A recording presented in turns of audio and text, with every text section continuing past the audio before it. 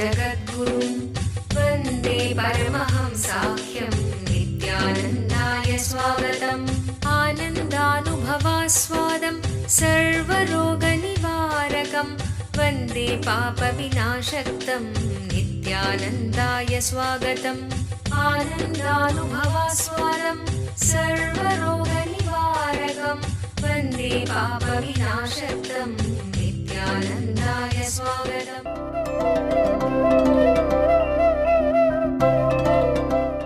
Is the information or the fact based on which you make decisions is a lie.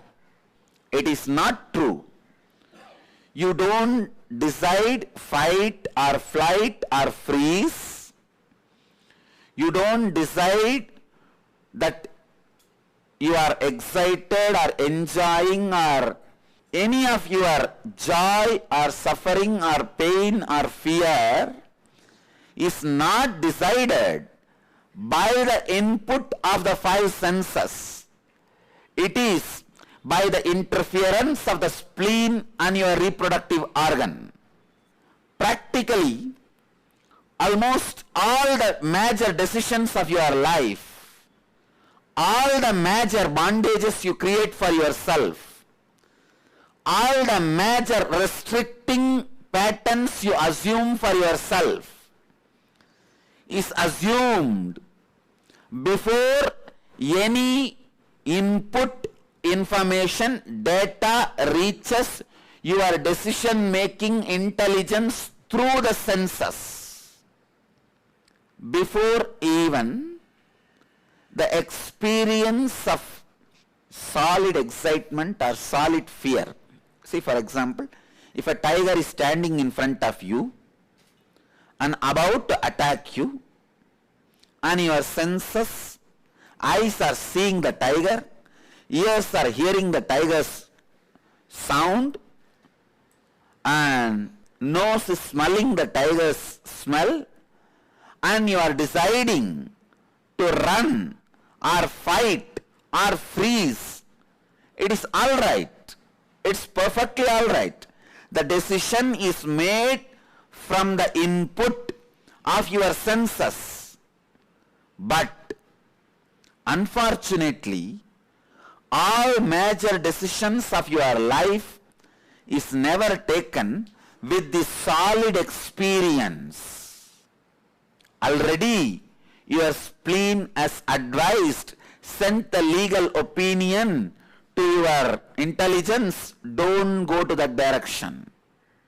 You call this as being cautious. Being cautious is nothing but the social justification given to your own ignorance. It is too much for you to believe you are covered, cheap-rate, third-rate, spleen-covered. This is the exact new word I wanted to coin, spleen-covered. Means not even afraid of the real input, constantly being afraid of the inputs by spleen, which is literally impossible. 100% of your spleen inputs are impossible. Means, if you are constantly taking diversion because there may be a tiger, you will never be attacked or suffering with tiger. You will be suddenly bitten by a snake. Because the spleen does not have the capacity even to predict the real danger. It moves around in imaginary danger. The imaginary danger deludes you so strongly. The pattern is evolved in your system such a way, never ever your internal biomemories wait for the possible inputs from the senses. Like a layer by layer, you are almost out of touch with reality, with the real feelings of the people, and you create mess for yourself. Same way, with the lust, just like fear with greed. Unfortunately, you are made to believe from the young age the input through the senses is responsible for your decision, which is not true. Input from your internal organs is responsible for your feelings and excitement and the experiences. Inner awakening, stunning health recoveries, 100% cure for depression, insomnia, asthma, fatigue, chronic pain, insecurity, panic attacks, and other major disorders. Awaken the Kundalini Shakti, the dormant energy within. What would you do if you had 1300% more energy? A disease-free mind and body is your first wealth. Claim it at Inner Awakening. Inner Awakening, a 21-day meditation retreat with rare living incarnation, Paramahamsa Nityananda. For more information, please contact Nityananda Dhyanapitham, Nityananda Nagar, Bidadi, Bengaluru. Phone 7760980635. Hi, I am Jay Joshi. I'm going into 8th grade.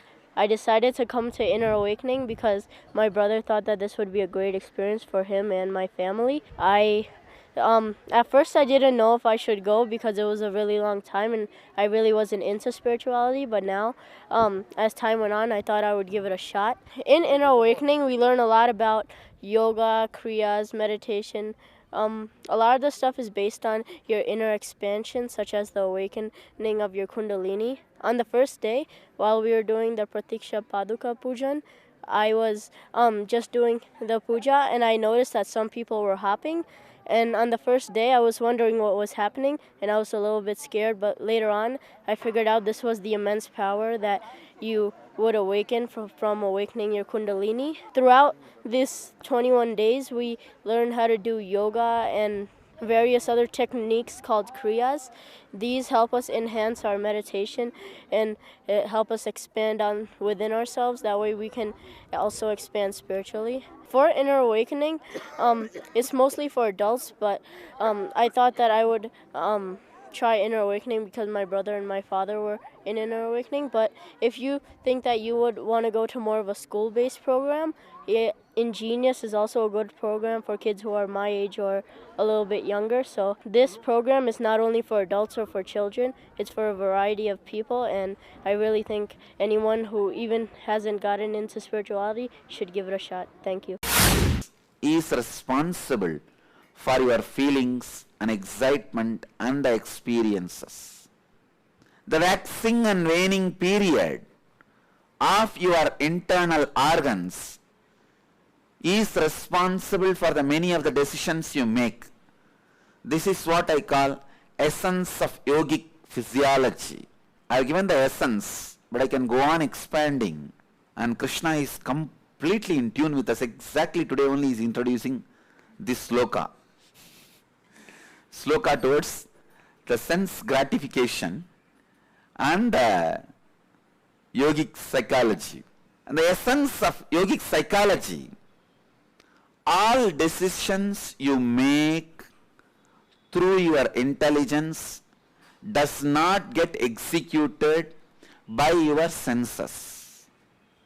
The essence of yogic physiology is all decisions you make are not from the input through the senses. The essence of yogic psychology is all your actions are not based on the decisions done by your intelligence. Your intelligence says move the right hand, put the left leg behind, but your body goes on doing left leg is put in the front and left hand is moved. It is a continuous pattern, disconnection between your decision. The highest decision making authority in you, which is buddhi, that goes on deciding something and your senses goes on doing something else. This is the essence of yogic psychology. Why? What all are the reason? How to remove those obstacles is the whole subject of yogic psychology. In this verse, Bhagavan very clearly says, understand the yogic physiology. Your decisions are not from the input of your physical senses. And understand your actions are not actually based on your decisions. When these two understanding happens, disrespect to the chaos, what you call as life, happens to you. What you call as life is a huge chaos. When the disrespect to that chaos happens in you, you start disrespecting your ego. Disrespect getting built on your ego makes you move towards reality. That is the first step. Disrespect to your ego is the first step to experience the higher understanding about you. When I started disrespecting the ego which was getting built in me by the society and family, I am able to easily experience my higher self, Arunagiri Yogeshwara and Meenakshi. See, so many times I have seen, when I awaken your Kundalini, your higher self, your own opinion about your higher self becomes reality. It's like you experience new you about which you are afraid. You are comfortable only with your old you. If I introduce new you to you, that is where people are stuck. Many of you have fear of the higher personality of yourself. If the higher personalities are introduced to you, in all of you, that fear of highest frequency exists. That is the biggest obstacle. The disrespect for your present frequency, disrespect for your present ego is the basic necessary which will be the jumping board for you to jump into the higher frequency. All of you will be able to catch what I mean by going beyond ego. If you are too attached to your ego, you can't go beyond it. You need to have disrespect to it.